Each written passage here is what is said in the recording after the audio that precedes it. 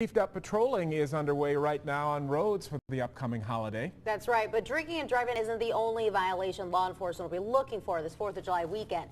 NBC 25's Ilse Hayes joins us live from Saginaw County with more. Hey, Ilse.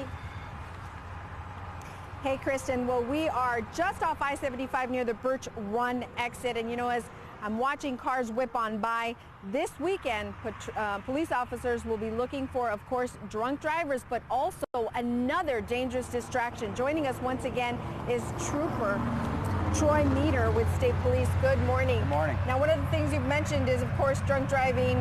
That's what you'll be looking for. But what's another major distraction that concerns you on the roads?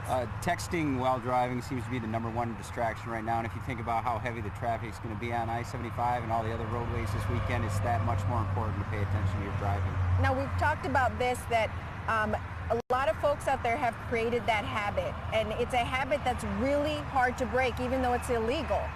Even harder than, I would say, smoking, it seems sometimes. And I think illegal is kind of the low end of what you need to concern yourself with. We do take a lot of crashes where texting or distracted driving is a factor, so a lot of bad things could happen if you don't pay attention to your driving. All right, let's talk about this good rule of thumb that you say for people. Beer, 12 ounces, wine, 4 ounces, hard liquor, 1.5 ounces. This can all impact someone the same way.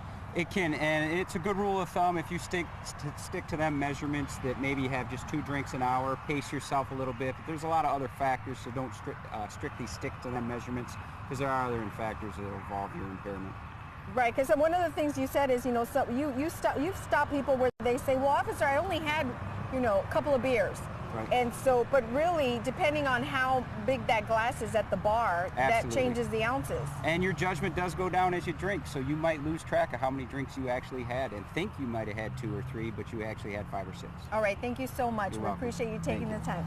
Trooper Meder. Well, coming up a little later, are you hosting a party this holiday weekend? We're going to give you tips on how you can keep your guests safe. For now, live in Saginaw, Ilse Hayes, NBC 25. Thanks, Ilse.